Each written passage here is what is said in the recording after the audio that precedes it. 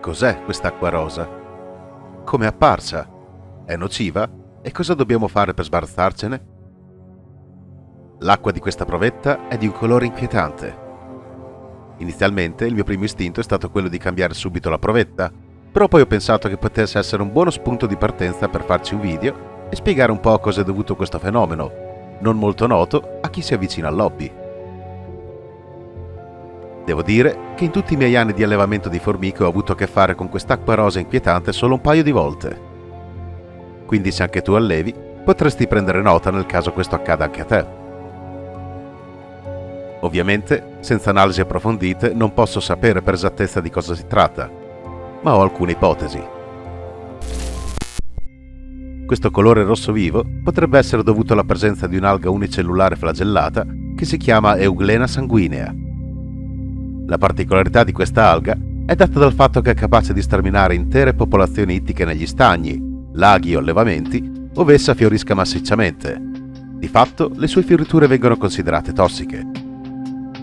Curiosità: Euglena sanguinea produce euglenoficina, che è una tossina simile nella struttura alle solenopsina, l'alcaloide presente nel veleno delle formiche Solenopsis invicta. Se non sai di cosa sto parlando, ti lascio qui in alto un link al video in cui parlo delle formiche di fuoco. Possiamo formulare una seconda ipotesi su cosa realmente sia presente in quest'acqua. Potrebbero essere dei batteri. Le formiche trasportano sul proprio corpo un certo numero di batteri che possono facilmente oltrepassare il cotone, colonizzare l'acqua e prosperare grazie ai rifiuti e alle deiezioni prodotte dalle formiche stesse.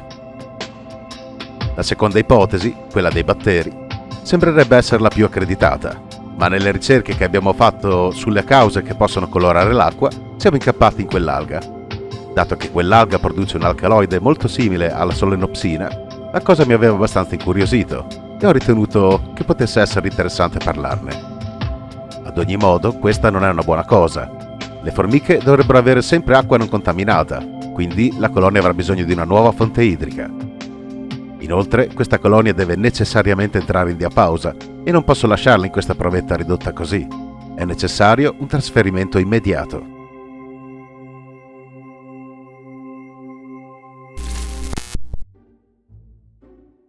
Ho preparato ad hoc una provetta da 200 x 20 mm posta su di una pallina di fimo e ho ridotto l'ingresso con un pezzetto di sughero sagomato per lasciare loro il giusto spazio per passare.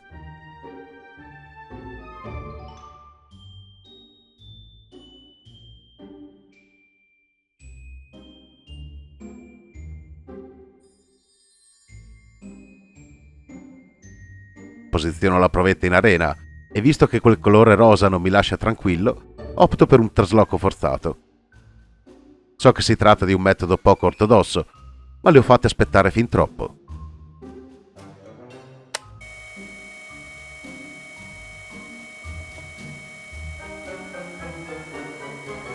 Nonostante le formiche siano prese dal panico iniziale, cerco di fare una stima del loro numero.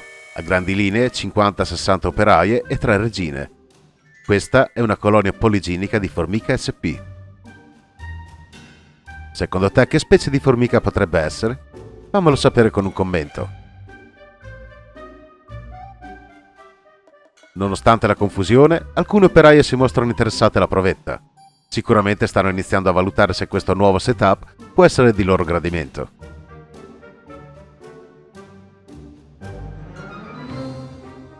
Avrete sicuramente notato le 2 regine che tendono a stare immobili, affiancate da alcune operaie che fanno la guardia per proteggerle. Da me, quello degli scorloni.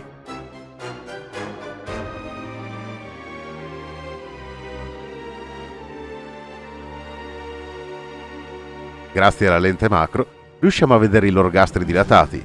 Questo è dovuto al fatto che, avendole tenute a temperatura ambiente, attualmente intorno ai 18 gradi, hanno fatto rifornimento preparandosi alla diapausa.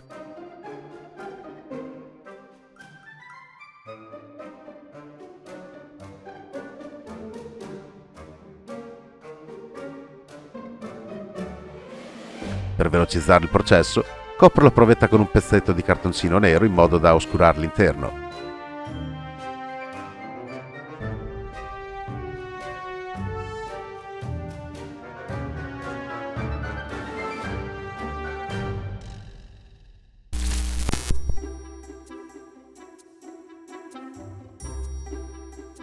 Col passare delle ore, sempre più formiche hanno iniziato a colonizzare la nuova provetta e per il loro completo trasferimento ci è voluta un'intera notte sotto la luce di una lampada.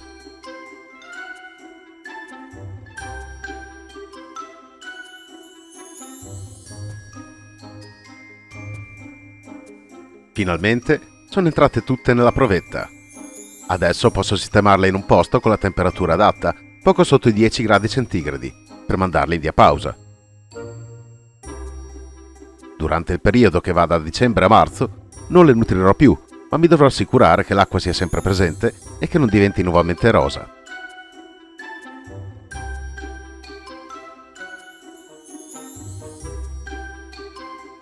Detto questo, volevo ricordarvi di non mancare di vedere i prossimi video perché ci saranno importanti novità in arrivo nelle prossime settimane.